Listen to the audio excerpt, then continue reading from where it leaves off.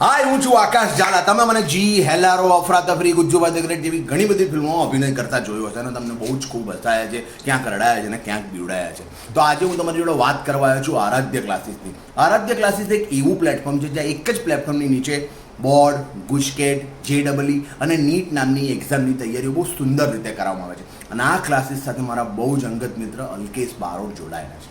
તો એમને ખૂબ જ શુભકામનાઓ અને હું તમને બધાને બહુ જ વિનંતી કરું છું કે please join Aaradhya classes. Hello बच्चों, कैसे हो? Hope you all are fine. हम लोगों ने चैप्टर नंबर 5 सरफेस केमिस्ट्री ख़त्म कर दिया है. अब हम लोग चैप्टर नंबर 10 की तरफ आगे बढ़ रहे हैं जो ऑर्गेनिक केमिस्ट्री का पार्ट है. बच्चों, चैप्टर नंबर 5 की जो एक्सरसाइज है वो थियोरेटिकल क्वेश्चंस जो हमने कवर किए हैं उसका ही रिपीटिंग है, इसीलिए मैंने उसको कवर नहीं किया है. ठीक है, फिर भी अगर आपको कहीं पर डाउट है तो you can reach me any time. As of now, we are starting with chapter number 10 of organic chemistry, which is haloalkanes and haloarenes. Haloalkanes and haloarenes. तो बच्चों, before we start the actual content of the chapter, let us have the brief idea about the concepts of 11th standard. पहली 5-7 minute में मैं brief idea दे दूंगा कि इस chapter के अंदर कौन कौन से टर्म्स अगेन एंड अगेन हम यूज करने वाले हैं ताकि आपको चैप्टर इजीली समझ में आ जाएगा. बराबर. अब देखो बच्चों, 11th स्टैंडर्ड के अंदर या इनफैक्ट आपने 10th स्टैंडर्ड के अंदर आल्केन्स के बारे में पढ़ लिया है. तो आल्केन्स हम उनको बोलते हैं जिनके अंदर जो कार्बन और कार्बन है उनके बीच में सिंगल बॉन्ड है, या इनफैक्ट हर कार्बन एटम सिंगल बॉन्ड से दूसरे एटम्स के साथ जुड़ा हुआ है. इनको हम बोलते हैं आल्केन्स. बराबर. आल्केन्स के अंदर सफिक्स जो है वो एन लगता है. फॉर एग्जाम्पल आप बोल सकते हो मीथेन, या आप इथेन बोल सकते हो, या आप प्रोपेन बोल सकते हो. इस तरीके से आगे चीज़ें चलती रहेंगी. ठीक है. अब मीथेन के अंदर या इथेन के अंदर या प्रोपेन के अंदर आपको समझना है कि इस कार्बन का हाइब्रिडाइजेशन sp3 होगा. आपको अलग अलग टाइप के हाइब्रिडाइजेशन पढ़ाए गए हैं, sp3, sp2, sp. अगर कार्बन दूसरे सभी एटम्स के साथ सिंगल बॉन्ड से जुड़ा हुआ है तो हम कार्बन का हाइब्रिडाइजेशन sp3 बोलेंगे. या ऐसा समझो कि अगर मॉलिक्यूल के पास सबके सब सिग्मा बॉन्ड है तो उसको sp3 हाइब्रिडाइज कार्बन बोलेंगे. अगर एक पाई बॉन्ड है तो sp2 बोलेंगे. अगर 2 पाई बॉन्ड है तो sp बोलेंगे. क्लियर है? चलो, तो ये बात हो गई आपके आल्केन्स की. आप एक चीज और आपको समझनी है. यहां पर मैं लिख रहा हूं आल्केन और यहां पर मैं लिख रहा हूं आल्काइल. ठीक है. अब समझो बच्चों, सपोज मैं यहां पे लिख रहा हूं CH4 जिसका नाम है मीथेन. अगर इसमें से मैं एक हाइड्रोजन एटम हटा दूं तो वो हो जाएगा CH3. बच्चों, इसको हम बोलते हैं मीथेन और इसको हम बोलते हैं मिथाइल. समझना, इसको बोला जाता है मीथेन, इसको बोला जाता है मिथाइल. अगर हम आगे CH3CH2 ले लेते हैं तो CH3CH3 ले लेते हैं तो इसको हम बोलते हैं इथेन. इथेन का एक हाइड्रोजन आउट होगा तो वो बनता है इथाइल. उसको हम क्या बोल देते हैं? इथाइल. Ethane, ethyl. तो समझो, आल्केन के एक हाइड्रोजन एटम को जब हम आउट करेंगे, आल्केन के एक हाइड्रोजन एटम को हम जब आउट करेंगे तब आल्काइल मिलता है. ठीक है, ये चीज हमको समझ में आ रही है. अब हम बात कर लेते हैं एरीन्स की. एरीन्स, तो देखो, एरीन्स एक बहुत बड़ा फैमिली है, लेकिन इन जनरल हम बोल सकते हैं कि बेंजीन कंटेनिंग कंपाउंड्स को हम लोग एरीन्स बोलेंगे. ठीक है, जिसके अंदर बेंजीन रिंग प्रेजेंट है उनको हम एरीन्स के नाम से जानेंगे. ठीक है. बेंजीन के स्ट्रक्चर के बारे में बच्चा लोग आप लोगों को पता ही है कि ये कुछ इस तरीके से स्ट्रक्चर होता है इसके अंदर, और यहां पर आपके पास ऑल्टरनेटिंग डबल बॉन्ड है. कार्बन की वैलेंसी जो है वो 3 ही पूरी हो रही है, तो बाकी के हम यहाँ पर हाइड्रोजन एटम लगा देंगे. बाकी का यहाँ पर आपका हाइड्रोजन एटम आ जाएगा. अब ध्यान से देखो तो बेंजीन के अंदर सबके सब कार्बन जो है वो कौन से हाइब्रिडाइजेशन वाले हैं? तो वो sp2 हाइब्रिडाइजेशन वाले हैं। बेंजीन के अंदर सबके सब कार्बन एटम sp2 हाइब्रिडाइजेशन वाले हैं। ये चीज हमें बहुत ही अच्छे से पता है। देखो बच्चों, इसको बेंजीन बोला जाता है। अगर इसके कोई एक हाइड्रोजन को आप निकाल दोगे तो वो बेंजाइल हो जाएगा, ठीक है। सॉरी, इसको हम अगर एक हाइड्रोजन निकाल देते हैं तो वो फिनाइल हो जाएगा। आई एम सॉरी, बेंजाइल नहीं, फिनाइल हो जाएगा, ठीक है। लाइकवाइज अगर इन जनरली एरिन में से एक हाइड्रोजन एटम आप हटा दो तो वो एराइल हो जाएगा, ठीक है, एराइल। इतनी चीज आपको पता होनी चाहिए चैप्टर के अंदर, ताकि आपको कंटेंट जो है वो क्लियरली समझ में आए, बराबर। क्वेश्चन नंबर 1 स्टार्ट करते हैं आपके मटेरियल के अंदर। क्वेश्चन नंबर 1 में आपको बोला है what are hello alkanes and hello arenes. Question number 1, what are hello alkanes and hello arenes. Hello alkanes and hello arenes. हम लोग हेलो अल्केन और हेलो एरिन्स किसको बोलते हैं? तो देखो बच्चों, अगर हम अल्केन की बात करें तो आपको पता है कि अल्केन के अंदर कार्बन और हाइड्रोजन के बीच में सिंगल बॉन्ड होता है, बराबर। एरिन के अंदर आपको बेंजीन रिंग दिखाई देगी, बराबर। तो यहां पर if H atom of alkane, आप यहां पर एटम्स भी लिख सकते हैं क्योंकि एक से ज्यादा एटम भी रिप्लेस हो सकते हैं। If H atoms of alkane or arene are replaced by, अगर हम उसको रिप्लेस करते हैं किससे? बाय X एटम, मतलब कि halogen atom, the compound is known as haloalkanes या तो हेलो एरिन्स। अब बच्चों समझो, यहां पर X की जगह पे फ्लोरीन, क्लोरीन, ब्रोमीन और आयोडीन हो सकता है, ठीक है। इसको याद करने का तरीका है फिर कल बाहर आई। X जो है वो फिर कल बाहर आई हो सकता है, क्लियर हुआ।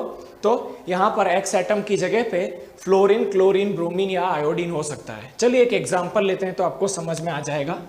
आपको पता है कि हम इसको मीथेन बोलते हैं। इसको हम क्या बोलते हैं बच्चों? मीथेन। इसको हम बोलते हैं मीथेन, बराबर आ रहा है ना, बराबर। यहां पर हम इसको बोलते हैं मीथेन। अब मीथेन में से हम एक हाइड्रोजन एटम हटा देते हैं और एक हेलोजन एटम उसको इनकॉर्पोरेट कर देते हैं, ठीक है। तो यहां पर क्या होगा? यहां पर आपका 3 हाइड्रोजन एटम तो एज इट इज रहेंगे, 3 हाइड्रोजन एटम, बट यहां पर ये जो हाइड्रोजन एटम है ये वो रिप्लेस हो जाएगा हेलोजन से। वो रिप्लेस हो जाएगा किससे? हेलोजन से। तो इस कंपाउंड को हम बोलते हैं हेलो अल्केन। हेलो अल्केन, ठीक है। इसको हम बोलते हैं अल्केन। इसको बोलते हैं हेलो अल्केन, इसको बोलते हैं अल्केन। अब बच्चों, हेलो अल्केन जो है वो IUPAC नाम है, वो IUPAC नाम है, बराबर। इसका हम दूसरा नाम बोलते हैं अल्काइल हैलाइड। अल्काइल हैलाइड, ये इसका कॉमन नेम है। ये इसका कॉमन नेम है, हेलो अल्केन या तो अल्काइल हैलाइड, ठीक है। अब अगर हम एरिन की बात करें तो यहां पर आपके पास बेंजीन है। बेंजीन में से एक हाइड्रोजन हटा दोगे और हेलोजन को इनकॉर्पोरेट कर दोगे तो यहां पर आपका हेलो बेंजीन बन जाएगा। इसको हम बोलते हैं हेलो बेंजीन, ठीक है। ये है आपका एरिन और ये है आपका हेलो एरिन। हेलो एरिन जो है वो IUPAC नाम है और उसका कॉमन नेम जो है वो हो जाएगा एराइल हैलाइड। हेलो एरिन और एराइल हैलाइड, क्लियर हो रहा है सब लोगों को, बराबर। तो ये बात हो गई एरिन की और हेलो एरिन की। हेलो एरिन जो है वो आपका IUPAC नेम है, IUPAC, और ये जो है वो आपका कॉमन नेम है। बच्चों याद रखो, ऑर्गेनिक केमिस्ट्री में किसी भी कंपाउंड का हम 2 तरीके का नोमेनक्लेचर करते हैं। पहला जो नोमेनक्लेचर है वो आपका IUPAC नोमेनक्लेचर बोला जाता है और जो दूसरा नोमेनक्लेचर है वो कॉमन नोमेनक्लेचर बोला जाता है।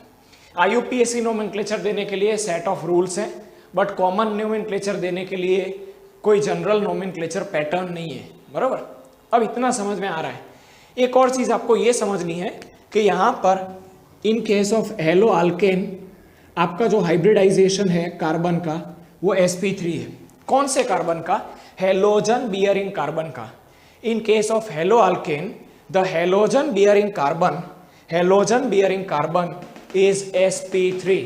हेलोजन बियरिंग कार्बन क्या है? sp3। अच्छा, अगर हम हेलो एरिन्स की बात करें तो हेलो एरिन के अंदर जो यहां पर हाइब्रिडाइजेशन है वो हो जाएगा sp2। यहां पर हाइब्रिडाइजेशन जो है वो sp2 हो जाएगा। क्लियर है बच्चों सब लोगों को? ये हमारी बात हो गई हेलो अल्केन्स और हेलो एरिन्स क्या है उसके बारे में। अब हम क्वेश्चन नंबर 2 की तरफ बढ़ते हैं, which is uses of halogen containing organic compounds. अब हम क्वेश्चन नंबर 2 की तरफ आगे बढ़ते हैं, which is uses of halogen containing compounds. यहां पर थोड़ा इस तरीके से ले लेते हैं। क्वेश्चन नंबर 2 प्रॉपरली आ रहा है इसका स्क्रीन, प्रॉपरली इसका। स्टेट द यूजेस ऑफ, हमें यूजेस बताने हैं किसके? हेलोजन कंटेनिंग ऑर्गेनिक कंपाउंड्स के। State the uses of halogen containing organic compounds. हमको हेलोजन कंटेनिंग ऑर्गेनिक कंपाउंड्स के यूजेस बताने हैं।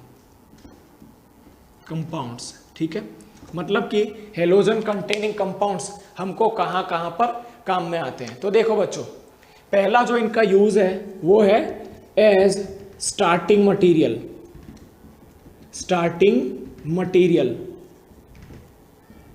And solvent. आप लोगों ने कार्बन टेट्राक्लोराइड, एग्जाम्पल के तौर पे कार्बन टेट्राक्लोराइड या तो क्लोरोफॉर्म या तो डाइक्लोरोमीथेन, इसको DCM भी बोलते हैं, इस तरीके के कंपाउंड्स का नाम सुना होगा, ठीक है। तो ये सब के सब स्टार्टिंग मटेरियल या तो सॉल्वेंट है। तो हेलोजन कंटेनिंग कंपाउंड का पहला यूज जो है वो ये है कि वो स्टार्टिंग मटेरियल और सॉल्वेंट की तरह काम में आते हैं। सॉल्वेंट क्या करता है? किसी भी रिएक्शन के अंदर मीडियम प्रोवाइड करवाता है, और जो स्टार्टिंग मटेरियल है वो किसी भी रिएक्शन को स्टार्ट करने के लिए बहुत जरूरी है। क्लियर हो रहा है? तो ये बात हो गई स्टार्टिंग मटेरियल और सॉल्वेंट।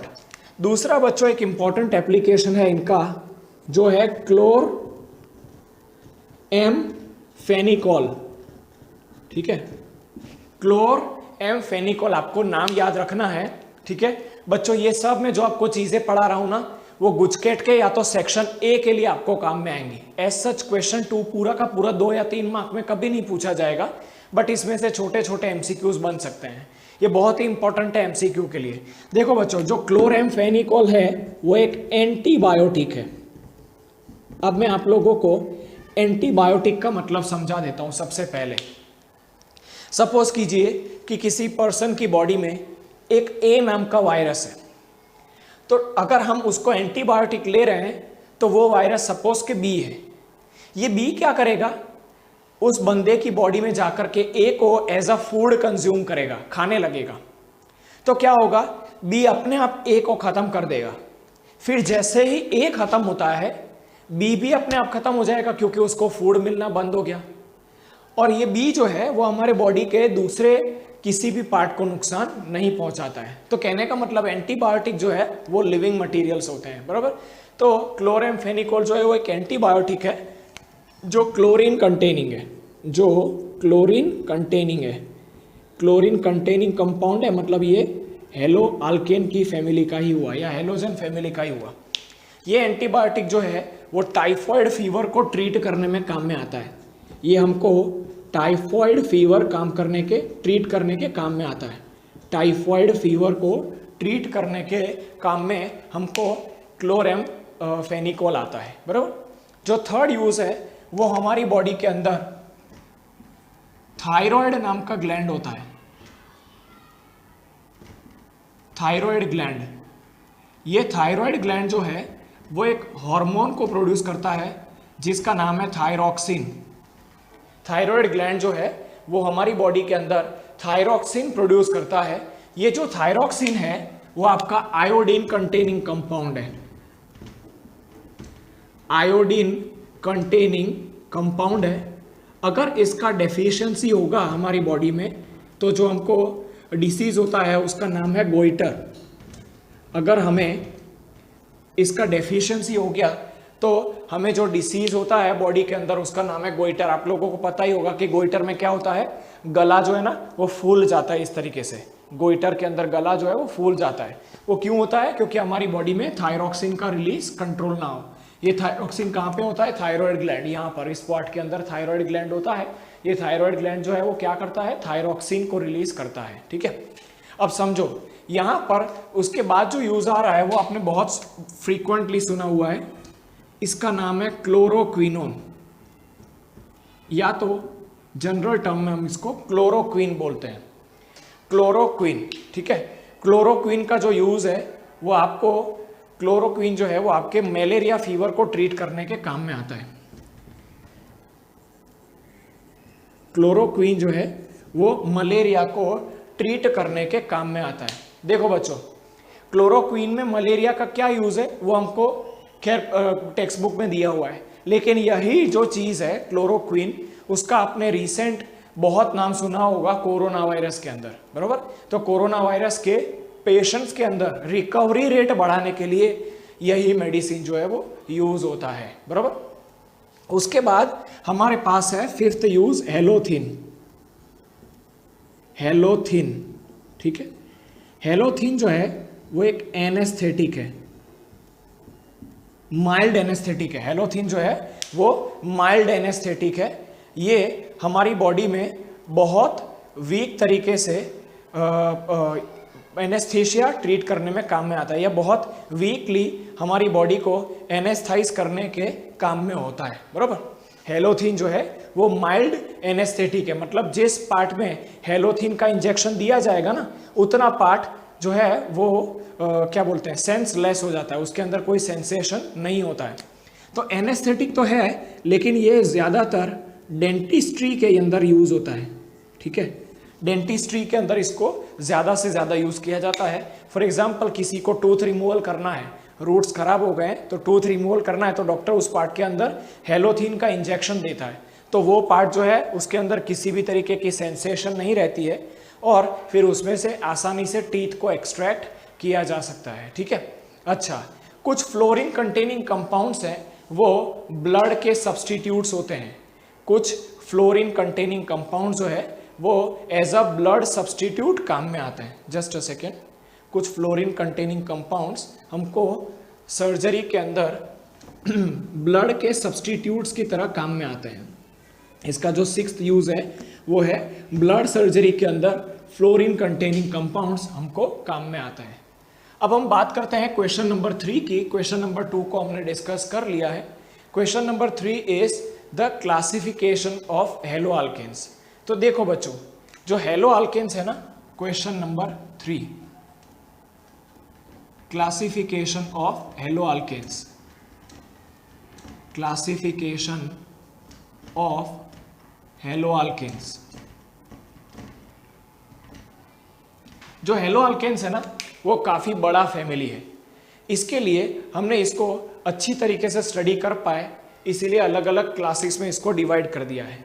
जो पहला क्लासिफिकेशन है that is based on number of halogen atoms. जो पहला क्लासिफिकेशन है that is based on number of halogen atoms.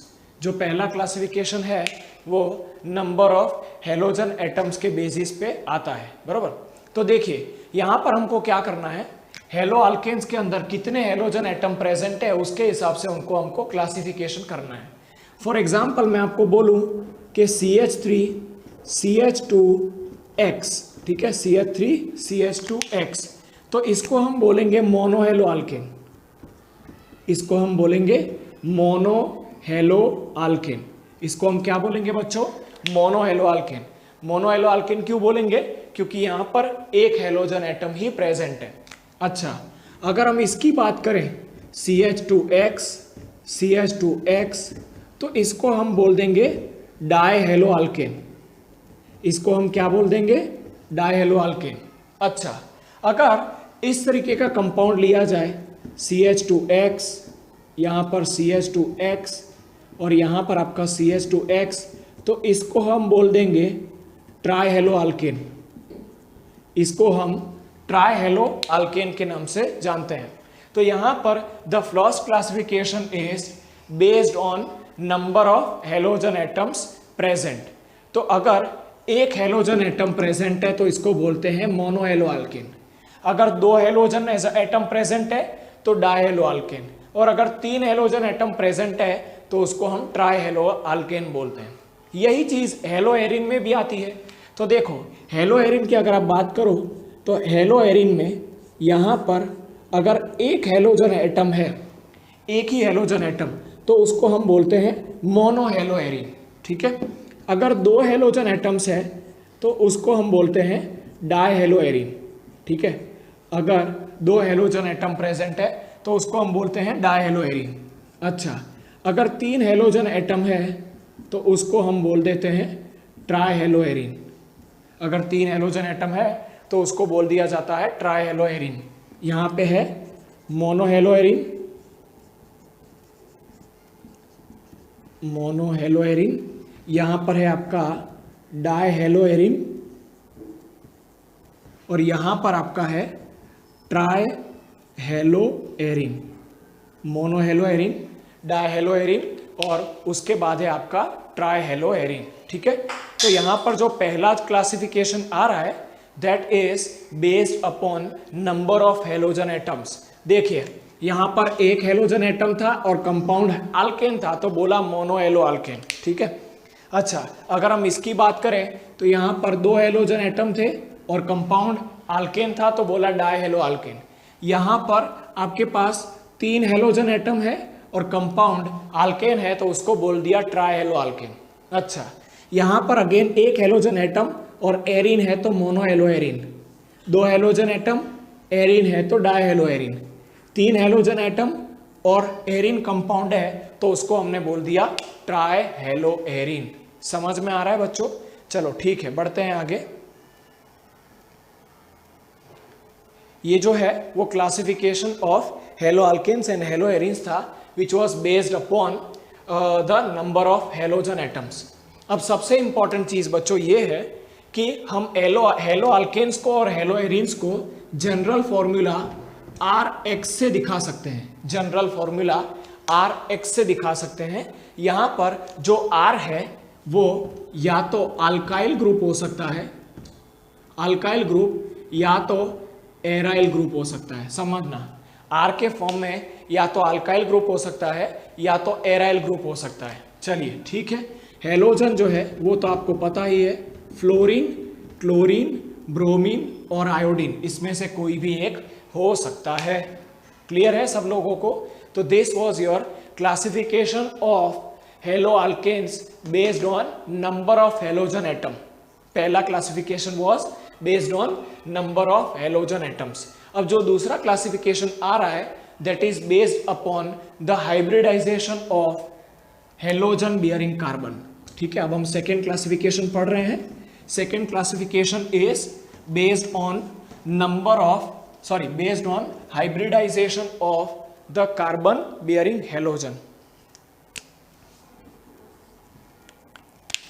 Second is based on hybridization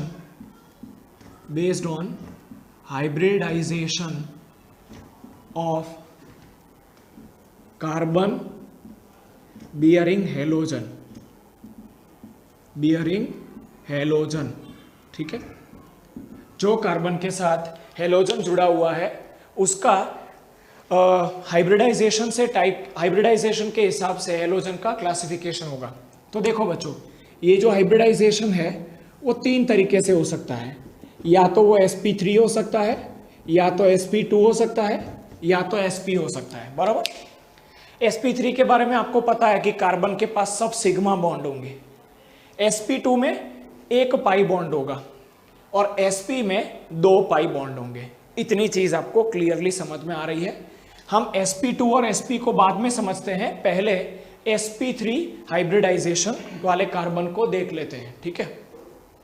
let us से कि जो कार्बन है वो है sp3, तो लेट अस से the carbon bearing halogen is sp3, bearing halogen is sp3। तो सपोज कीजिए कि आपका जो कार्बन है जिसके पास हेलोजन एटम है वो है sp3। तो sp3 है, तो यहां पर हम जो अल्काइल हैलाइड है उसका क्लासिफिकेशन 3 तरीके से कर सकते हैं। तो इसके अंदर जो अल्काइल हैलाइड आता है उसका क्लासिफिकेशन हम 3 तरीके से कर सकते हैं। पहला है प्राइमरी अल्काइल हैलाइड, दूसरा है सेकेंडरी अल्काइल हैलाइड और तीसरा है टर्शियरी अल्काइल हैलाइड, ठीक है। प्राइमरी अल्काइल हैलाइड के बारे में अगर हम बात करें तो इसको 1 डिग्री भी बोलते हैं। ये है आपका प्राइमरी अल्काइल हैलाइड, ये है आपका सेकेंडरी अल्काइल हैलाइड और यहाँ पर ये है आपका tertiary alkyl halide. Primary, secondary और टर्शियरी अल्काइल हैलाइड। अब देखते हैं कि ये प्राइमरी, सेकेंडरी और टर्शियरी अल्काइल हैलाइड किस तरीके से डिफाइन होते हैं, ठीक है। जस्ट अ सेकेंड, आप लोग तब तक इसका स्क्रीनशॉट ले लो।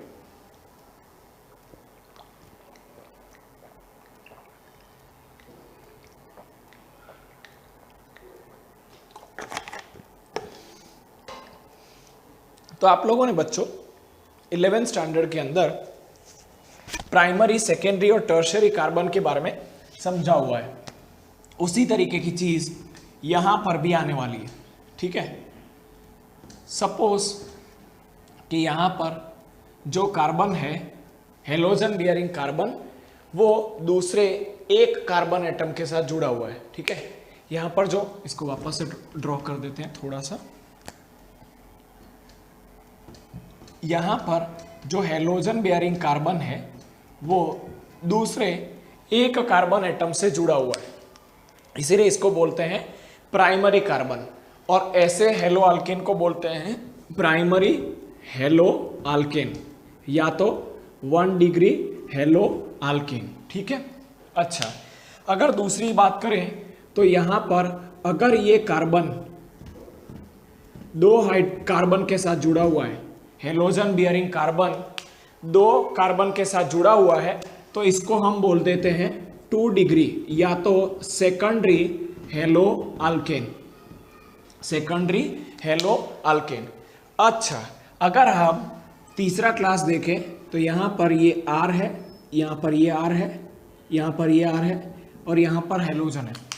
तो यहाँ पर आप देख सकते हो कि हेलोजन बियरिंग कार्बन और 3 कार्बन एटम से जुड़ा हुआ है, इसीलिए इसको बोलते हैं टर्शियरी हेलो अल्केन। इसको हम बोलते हैं टर्शियरी हेलो अल्केन। समझो बच्चों, this is based upon the degree of carbon. अब ध्यान से देखो, ये सबके सब कार्बन sp3 ही है, लेकिन जो डिफरेंस है वो उनकी डिग्रीज में है। अगर हेलोजन बियरिंग कार्बन एक और कार्बन से जुड़ा हुआ है तो उसको हम बोलते हैं प्राइमरी।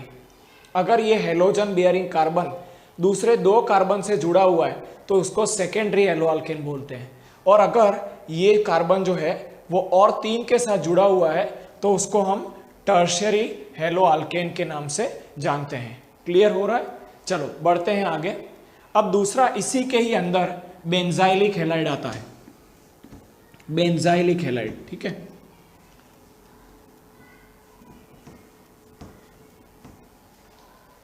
यहां पर हमने एक क्लास तो खत्म कर लिया है, which is 1 degree, then 2nd degree, then 3rd degree haloalkanes, ठीक है। 1 डिग्री हेलो अल्केन, उसके बाद you have got 2 degree haloalkane और उसके बाद you have got 3 degree haloalkane. अब दूसरा जो क्लास आता है वो है बेंजाइलिक हैलाइड का। दूसरा जो क्लास आता है that is about benzylic halide, उसको हम बोलते हैं बेंजाइलिक हैलाइड्स। तो बेंजाइलिक हैलाइड में क्या होगा, यहां पर आपका जो हैलोजन है वो इस कार्बन के साथ जुड़ा हुआ है। चेक करो इसका हाइब्रिडाइजेशन क्या होगा, तो इसका हाइब्रिडाइजेशन जो है वो sp3 होगा। इसका जो हाइब्रिडाइजेशन है वो sp3 होगा, और ये जो है वो एक और बेंजीन रिंग के साथ जुड़ा होगा। ये जो है वो एक और बेंजीन रिंग से जुड़ा होगा, इसीलिए इसको हम बोलते हैं बेंजाइलिक हैलाइड। इसको हम बोलेंगे बेंजाइलिक हैलाइड। तो यहाँ पर अगर आप ध्यान से देखें तो ये कार्बन का हाइब्रिडाइजेशन sp3 है, और अगर हम इस कार्बन की बात करें तो वो sp2 है। तो यहाँ पर देखो फर्क क्या पड़ रहा है, हेलोजन बियरिंग कार्बन sp3 है, लेकिन वो कार्बन आगे जाके बेंजीन के sp2 के साथ जुड़ा हुआ है, इसीलिए हम इसको बोलते हैं बेंजाइलिक हैलाइड। बरोबर। अब देखना बच्चों, मैं एक स्पेशल चीज को ड्रॉ कर रहा हूं, ठीक है।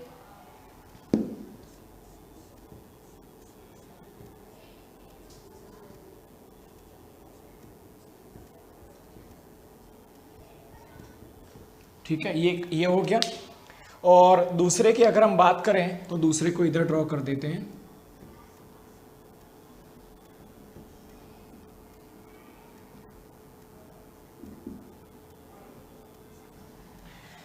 देखो यहां पर हेलोजन बियरिंग कार्बन एक और कार्बन के साथ जुड़ा हुआ है, इसीलिए यह है primary benzylic halide. Primary benzylic halide. यहां पर ये कार्बन दूसरे दो कार्बन से जुड़ा हुआ है, एक ये और एक ये, इसलिए इसको बोलते हैं सेकेंडरी बेंजाइलिक हैलाइड। यहां पर ये कार्बन और तीन कार्बन के साथ जुड़ा हुआ है, इसीलिए इसको बोलते हैं टर्शियरी बेंजाइलिक हैलाइड। तो देखो अभी तक हमने दो क्लासेस पढ़े। पहला, सपोज कीजिए कि कार्बन का हाइब्रिडाइजेशन sp3 है, तो प्राइमरी हेलो अल्केन बनता है, सेकेंडरी हेलो अल्केन बनता है, और टर्शियरी हेलो अल्केन बनता है। अच्छा, उसी के ही अंदर बेंजाइलिक हैलाइड का भी एक क्लास आता है। बेंजाइलिक हैलाइड के अंदर हेलोजन जो है वो कार्बन के साथ जुड़ा हुआ है, और ये कार्बन आगे बेंजीन रिंग के साथ जुड़ा हुआ है, इसको हम बेंजाइलिक हैलाइड बोलते हैं। यहाँ पर ये कार्बन और दो कार्बन के साथ जुड़ा हुआ है, इसीलिए इसको सेकेंडरी बेंजाइलिक हैलाइड बोलते हैं। और यहाँ पर ये कार्बन एटम और तीन कार्बन एटम के साथ जुड़ा हुआ है, इसीलिए इसको हम टर्शियरी बेंजाइलिक हैलाइड बोलते हैं। ठीक है। अब इसी के अंदर एक थर्ड कैटेगरी आती है विच इज एलाइलिक हैलाइड। ठीक है, एलाइलिक हैलाइड।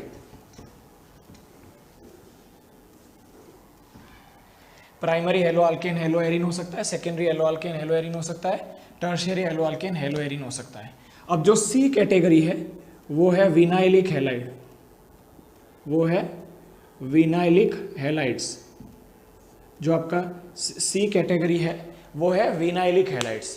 तो विनाइलिक नहीं, allylic halides. I am sorry, यहाँ पर sp3 है तो एलाइलिक आएगा, एलाइलिक हैलाइड्स। ठीक है। अब एलाइलिक हैलाइड में क्या होगा, एलाइलिक कार्बन होगा। 11th स्टैंडर्ड याद करो। यहाँ पर ये जो कार्बन है वो sp3 ही है, लेकिन आगे जाके ये जो कार्बन है ये आ रहा है प्रॉपरली वहाँ पर, और ये जो है वो यहाँ पर इस तरीके से sp2 कार्बन के साथ जुड़ा हुआ है, इसीलिए ये जो है वो sp3 हो गया, और ये जो है वो आपका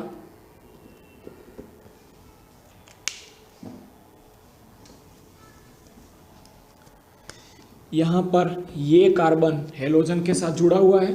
अच्छा, तो इस कार्बन के बारे में हम बोल सकते हैं कि sp3 है, और ये जो है वो आगे जाके sp2 के साथ जुड़ा हुआ है। यहाँ पर मैं हाइड्रोजन एटम्स को नहीं दिखा रहा हूँ, हाइड्रोजन एटम को यहाँ पर नहीं दिखा रहा हूँ, बराबर।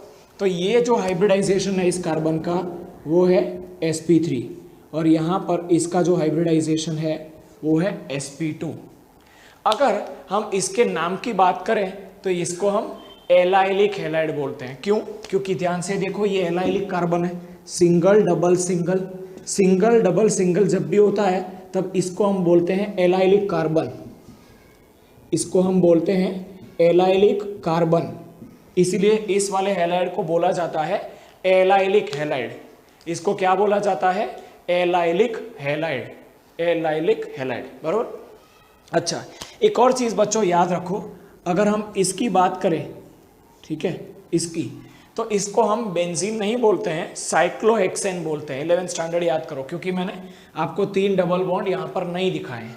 और अगर इसके अंदर एक डबल बॉन्ड इस तरीके से आ जाए तो इसको साइक्लोहेक्सीन बोलते हैं। क्या बोलते हैं? साइक्लोहेक्सीन। अगर मैं यहाँ पर हेलोजन दिखा दूँ, हेलोजन, तो देखिए ये वाला कार्बन एलाइलिक हो जाएगा, ये हो जाएगा एलाइलिक कार्बन। देखो कैसे, single double single, single double single, तो ये कार्बन जो है वो एलाइलिक कार्बन हो जाएगा। एलाइलिक कार्बन होने की वजह से ये वाला कंपाउंड भी एलाइलिक हैलाइड के नाम से जाना जाएगा, एलाइलिक हैलाइड। चलिए अब सपोज करिए कि जो हेलोजन के साथ कार्बन जुड़ा हुआ है उसका हाइब्रिडाइजेशन sp2 है, उसका हाइब्रिडाइजेशन क्या है? तो वो है sp2। लेट अस सपोज कि उसका जो हाइब्रिडाइजेशन है वो है sp2। तो जो पहला क्लास आ जाता है इसके अंदर उसको हम बोलते हैं विनाइलिक हैलाइड। इसको हम क्या बोलते हैं? Vinylic halide. तो नाम से ही समझ में आ रहा है कि इसके अंदर विनाइल ग्रुप होगा। विनाइल ग्रुप होगा मतलब क्या हुआ? तो सपोज कीजिए कि ये हेलोजन एटम है, ये सीधा सीधा विनाइल ग्रुप के साथ जुड़ा हुआ है। ये जो हेलोजन एटम है वो सीधा सीधा किसके साथ जुड़ा हुआ है? विनाइल के साथ, sp2। और ये जो हेलोजन एटम है यहाँ पर वो सीधा सीधा विनाइल ग्रुप मतलब sp2 कार्बन के साथ जुड़ा हुआ है, sp2। तो इसको हम बोलते हैं विनाइल हैलाइड। इसको क्या बोला जाता है? Vinyl halide. अब यहाँ पर इसको भी विनाइल हैलाइड ही बोलेंगे। देखिएगा, अगर हेलोजन एटम इसके साथ कंबाइन हो जाए तो इसको भी हम विनाइल हैलाइड के नाम से ही जानेंगे। क्यों? क्योंकि यहाँ पर भी आपका जो हाइब्रिडाइजेशन ऑफ कार्बन है यहाँ पर वो sp2 है, ठीक है। अगर हेलोजन एटम डायरेक्टली sp2 के साथ जुड़ा हुआ हो तो उसको हम बोलते हैं विनाइलिक हैलाइड, विनाइलिक हैलाइड, ठीक है। अच्छा, यहाँ पर इस केस में इसको मिटा देना होगा, क्योंकि अगर इसको रख दिया तो वो बेंजीन हो जाएगा। ये वाला जो है वो आपका विनाइलिक हैलाइड है, इसको साइक्लोहेक्सीन बोलेंगे। साइक्लोहेक्सीन के साथ जो जुड़ा हुआ हेलोजन एटम है वो विनाइलिक हैलाइड बोला जाएगा। अगर बेंजीन लगा दिया तो एक दूसरा क्लास बन जाता है जिसका नाम है एराइल हैलाइड, ठीक है। चलो अब नेक्स्ट कैटेगरी की बात करते हैं। Next category is aryl halide. Next category is aryl halide, ठीक है, एराइल हैलाइड। तो एराइल हैलाइड में क्या होगा? आपका एराइल हैलाइड के अंदर बेंजीन रिंग जुड़ा हुआ होगा। एराइल हैलाइड के अंदर यहाँ पर आपका बेंजीन रिंग जुड़ा हुआ होगा, यहाँ पर हेलोजन एटम है, इसको हम बोलते हैं एराइल हैलाइड, ठीक है, एराइल हैलाइड। इसका दूसरा अगर आपको एग्जाम्पल समझना हो तो वो ये भी हो सकता है, यहाँ पर हेलोजन लगा दिया और यहाँ पर CH3 लगा दिया, ठीक है। तो ये भी आपका एराइल हैलाइड का ही एग्जाम्पल होगा। ये आपका हेलोबेंजीन है और ये आपका टोल्यूइन कंटेनिंग हेलोबेंजीन है, ठीक है। ऑर्थोमेटा पैरा, तो पैरा हेलो टोल्यूइन है, ठीक है, पैरा हेलो टोल्यूइन है यहाँ पर, ये वाला जो ग्रुप है वो सॉरी पैरामीथाइल हेलोबेंजीन है। आई एम सॉरी, इसका प्रायोरिटी कम आएगा, तो ये है आपका पैरामीथाइल हेलोबेंजीन। क्लियर है? तो ये दोनों ही आपका एराइल हैलाइड का ही एग्जाम्पल है। इसके अंदर आप ध्यान से देखो तो जो हेलोजन एटम जिस कार्बन के साथ जुड़ा हुआ है वो sp2 है, यहाँ पर हेलोजन एटम जो है वो sp2 है। अब देखो बच्चों, मैं एक आपको चार्ट बना के देता हूँ ताकि आप लोगों को एकदम क्लियरली हेलोजन कंपाउंड्स का क्लासिफिकेशन समझ में आ जाए। आपको ये एकदम इजीली समझने में आसानी रहेगा, बरोबर। देखिए, हेलो अल्केन्स या तो हेलो एरिन्स, हेलो अल्केन्स या तो हेलो एरिन्स का क्लासिफिकेशन, हेलो अल्केन्स या तो हेलो एरिन्स का क्लासिफिकेशन। जो first classification was based on number of halogen atoms. जो पहला क्लासिफिकेशन था that was based on number of X atoms. X atoms कितने हैं उस पर से क्लासिफिकेशन किया था। इसके अंदर हमने देखा था मोनोहेलो अल्केन या तो एरिन, मोनोहेलो अल्केन्स या एरिन्स, मोनोहेलो अल्केन्स या तो एरिन्स। दूसरा हमने देखा दूसरा जो हमने देखा दैट वाज डाइहेलो अल्केन या तो एरिन, डाइहेलो अल्केन्स या तो एरिन्स। और जो थर्ड क्लास है उसको हम बोलते हैं ट्राइहेलो अल्केन्स या तो एरिन्स। अच्छा, this is based on number of X atoms. दूसरा वॉज बेस्ड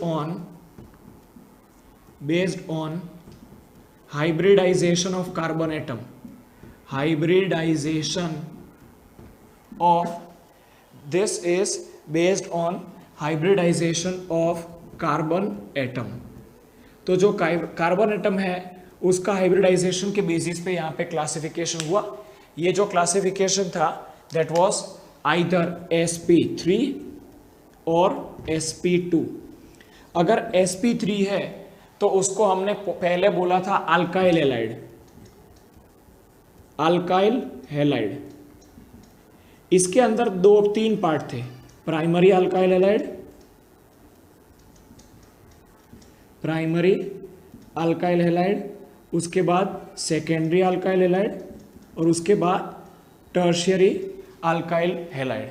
ठीक है, इसके बाद इसके अंदर हमने देखा था बेंजाइल हैलाइड, बेंजाइल हैलाइड।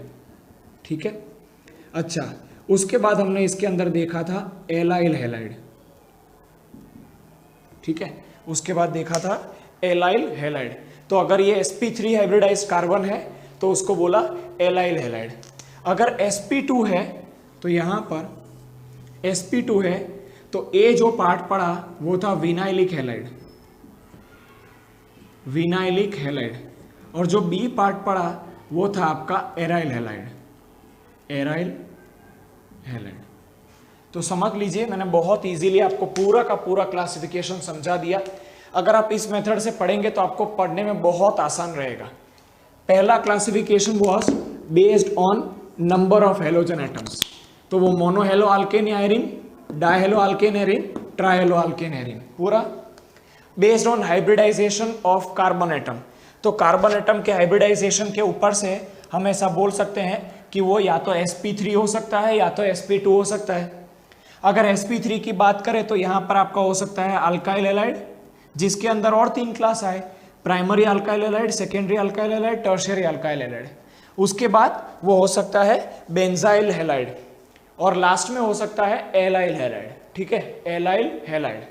अच्छा, sp2 की बात करें तो यहाँ पर ये हो सकता है विनाइलिक हैलाइड और यहाँ पर हो सकता है एराइल हैलाइड। क्लियर हुआ? तो ये हमारा क्लासिफिकेशन वाला चीज कंप्लीट हो रहा है। इसके बाद हम IUPAC नोमेनक्लेचर की बात करते हैं for hello substituted hydrocarbons, classification for hello substituted hydrocarbons. तो देखो बच्चों, आपने 11th स्टैंडर्ड में IUPAC नोमेनक्लेचर पढ़ा हुआ है, बराबर। अब उसके बारे में ही थोड़ा सा यहाँ पर मॉडिफाइड वर्जन आ रहा है।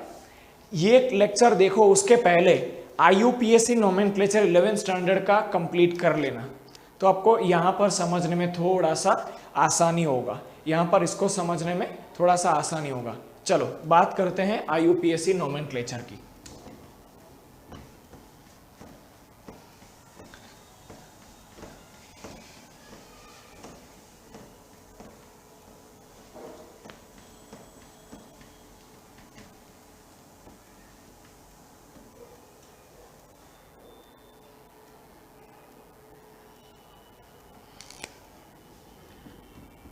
ये आपका IUPAC नोमेनक्लेचर, IUPAC और कॉमन दोनों ही बात कर लेते हैं।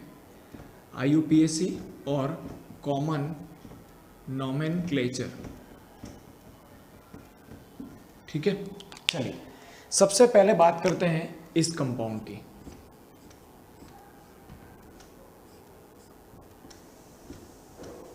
ठीक है। सपोज कीजिए कि मैंने यहाँ पर लगा दिया ब्रोमीन, ठीक है। अब देखिए बेंजीन के 6 के 6 कार्बन इक्विवेलेंट है, आप कहीं पर भी हेलोजन लगा सकते हो। इसका जो कॉमन नेम है वो ब्रोमोबेंजीन होगा। कॉमन नेम जो है वो ब्रोमोबेंजीन होगा। और अगर आप इसके IUPAC नाम की बात करो तो वो भी ब्रोमोबेंजीन ही होगा, क्योंकि ये इतना फ्रीक्वेंटली यूज होने लगा है कि IUPAC ने इसी नाम को कॉमन और IUPAC दोनों कंसीडर किया हुआ है, ठीक है। तो this is your IUPAC and this is your common name also. ये IUPAC भी है और साथ साथ में कॉमन नेम भी है, ठीक है। ये IUPAC भी है और कॉमन नेम भी है। चलिए अब दूसरे कंपाउंड की बात करते हैं। ये है आपका ब्रोमीन, और अगर हम दूसरे ब्रोमीन की बात करें तो वो यहां पर लगा देते हैं, ठीक है। तो देखो बच्चों, आप लोगों ने 11th स्टैंडर्ड में ऑर्थो, मेटा और पैरा के बारे में पढ़ा हुआ है। चलिए मैं तीनों के तीनों ही डिस्कस कर लेता हूं ताकि आपको इजीली समझ में आ जाए।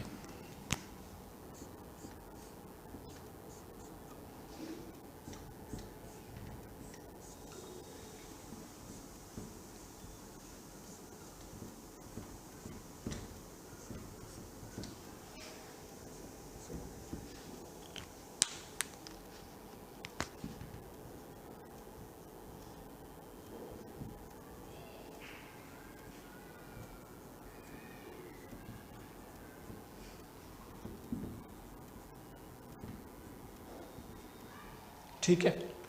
अब देखिए यहां पर जो हेलोजन एटम्स है वो मेटा डायरेक्टिंग है, तो ये स्ट्रक्चर ये और ये होते नहीं है, बट फिर भी मुझे नोमेनक्लेचर सिखाना है इसीलिए मैंने ड्रॉ किया हुआ है, ठीक है।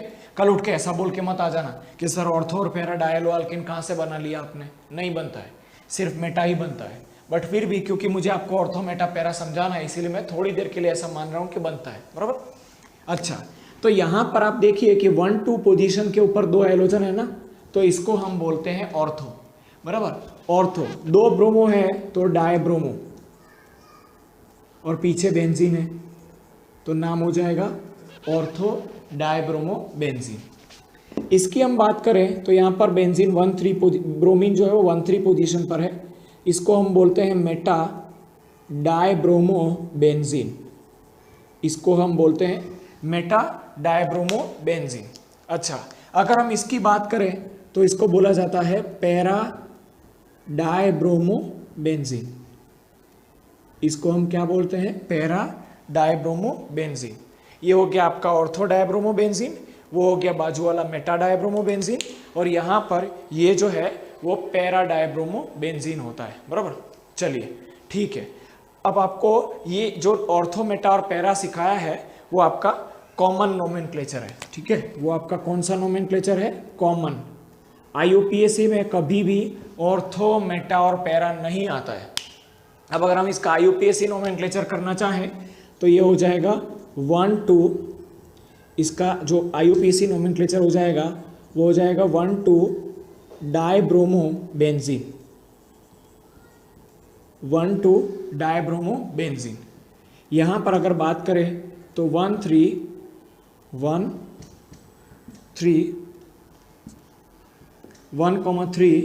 Dibromo benzene, dibromo benzene. और अगर हम इसकी बात करें तो यहां पर हो जाएगा 1,4 डायब्रोमो बेंजीन। क्लियर है, नोमेनक्लेचर आपको आना चाहिए। अगर आपको नहीं आ रहा है तो हिंट दे देता हूं, यहां पर 1-2, यहां पर 1-3, यहां पर 1 और यहां पर 4। क्लियर हुआ। तो IUPAC और साथ साथ में कॉमन नोमेनक्लेचर मैंने आपको यहां पर कुछ एग्जाम्पल के बारे में बता दिया है। अब एक और स्पेशल कंपाउंड के बारे में देखते हैं।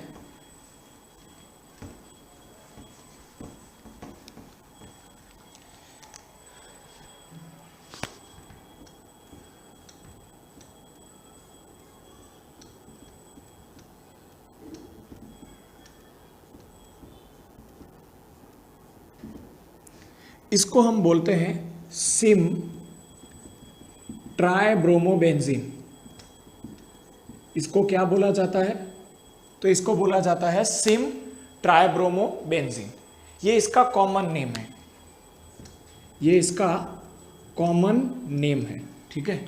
अच्छा, अगर आप इसका IUPAC लिखना चाहो तो वो हो जाएगा 1,3,5 ट्राइब्रोमोबेंजीन। अगर आप इसका IUPAC लिखना चाहोगे तो वो हो जाएगा 1,3,5 ट्राइब्रोमोबेंजीन, ठीक है। इतनी चीज आपको समझ में आ रही है। चलिए बढ़ते हैं आगे एक और कंपाउंड के लिए। इसके बाद हमारा आ रहा है CH3CH2Br, ठीक है। CH3CH2Br।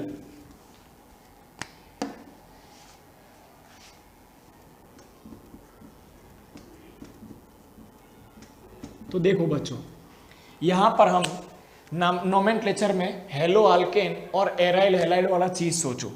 तो हेलो अल्केन को IUPAC नाम था ना, उस हिसाब से हो जाएगा ब्रोमो, और अल्केन के फॉर्म में है इथेन, तो इसका नाम हो जाएगा ब्रोमो इथेन। अच्छा, कॉमन नेम की बात करें, ये तो IUPAC हो गया, ये जो नाम है वो IUPAC हो गया। और अगर हम कॉमन नेम की बात करें तो कॉमन नेम में हो जाएगा इथाइल ब्रोमाइड। इसका कॉमन नेम जो है वो इथाइल ब्रोमाइड हो जाएगा, इथाइल ब्रोमाइड, ठीक है। अच्छा, अब दूसरे कंपाउंड की बात करते हैं इसी के ही। तो यहां पर लेटस सपोज मैं ले रहा हूं CH3CH2CH2Br, ठीक है। तो इसको हम बोलते हैं ब्रोमो इथेन, इसको बोलते हैं ब्रोमो इथेन। बोलो ब्रोमो इथेन क्या होगा? तो ब्रोमो इथेन IUPAC नाम होगा। जहां पर हेलोजन आगे आ रहा हो ना वो IUPAC होता है, बराबर। हेलोजन पीछे आ रहा हो तो वो कॉमन होता है, कॉमन नेम हो जाएगा इथाइल ब्रोमाइड। इसका जो कॉमन नेम है वो हो जाएगा इथाइल ब्रोमाइड, ठीक है। चलिए एक और कंपाउंड की बात करते हैं। ये है CH3, यहाँ पर है CH, यहाँ पर है Cl और यहाँ पर है CH3। तो देखो इसको मैं थोड़ा सा मॉडिफाई करके लिखता हूँ। ये जो CH3 है ना उसको ऊपर ले लेता हूँ, इस CH3 को तो बाजू में है ही, ठीक है। यहाँ पर Cl और यहाँ पर आपका H, ठीक है। तो यहाँ पर हम इस कंपाउंड का नोमेनक्लेचर जो है वो करते हैं आइसोप्रोपाइल क्लोराइड, आइसोप्रोपाइल क्लोराइड। कैसे समझ में आएगा आइसो है? तो आप सेकंड लास्ट कार्बन को देखिए, यहाँ पर इसको, इस सेकंड लास्ट कार्बन के ऊपर एक मिथाइल है तो वो आइसो हो जाएगा। सेकंड लास्ट कार्बन के ऊपर एक मिथाइल ग्रुप है तो वो आइसो हो जाएगा, ठीक है, आइसो। अच्छा, 1 2 3, 3 है तो प्रोपाइल, क्लोरीन है तो क्लोराइड, ये हो जाएगा आइसोप्रोपाइल क्लोराइड। चलिए एक और एग्जांपल लेते हैं। एक और एग्जांपल में आपका है CH3 CH3, यहाँ पर है आपका CH2 और यहाँ पर Cl। तो देखिए सेकंड लास्ट जो कार्बन है, सेकंड लास्ट कार्बन, उसके ऊपर एक मिथाइल ग्रुप है तो इसको हम बोल देते हैं आइसो, ठीक है। सेकंड लास्ट कार्बन के ऊपर एक मिथाइल ग्रुप है तो आइसो हो गया। 1 2 3 4, 4 ग्रुप है तो ब्यूटाइल, आइसो ब्यूटाइल क्लोराइड, इसको हम बोलते हैं आइसो ब्यूटाइल क्लोराइड, ठीक है। चलिए एक और कंपाउंड लेते हैं। यहाँ पर आपका CH3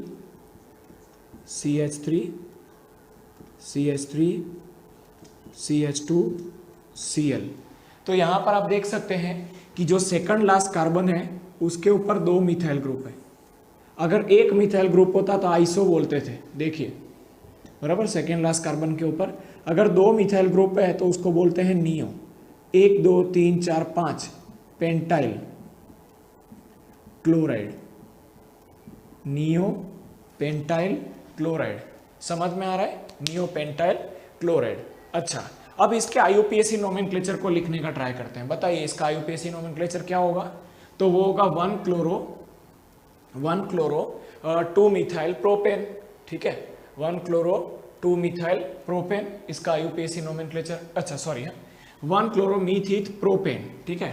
तो यहाँ पर इसका जो IUPAC नाम है वो इसको 1 दे दो, इसको 2 दे दो, इसको 3 दे दो, तो यहाँ पे हो जाएगा 2 क्लोरो मीथित प्रोपेन, 2 क्लोरो प्रोपेन। ये जो लिख रहा हूँ वो आ रहा है ना इसके अंदर, ये जो लिख रहा हूँ वो उसके अंदर 2 क्लोरो प्रोपेन। अच्छा, अगर हम इसकी बात करें तो इसका हो जाएगा 1 क्लोरो 2 मिथाइल मीथित प्रोपेन, 1 क्लोरो 2 मिथाइल प्रोपेन इसका जो IUPAC नाम है, 1 क्लोरो 2 मिथाइल प्रोपेन। अच्छा, अगर हम इसका बात करें तो यहाँ पे 1 chloro 2 dimethyl propane, 1 chloro 2 dimethyl propane, 2 dimethyl propane, ये इसका IUPAC नोमेनक्लेचर हो जाएगा, ठीक है। एक और कंपाउंड ले लेते हैं,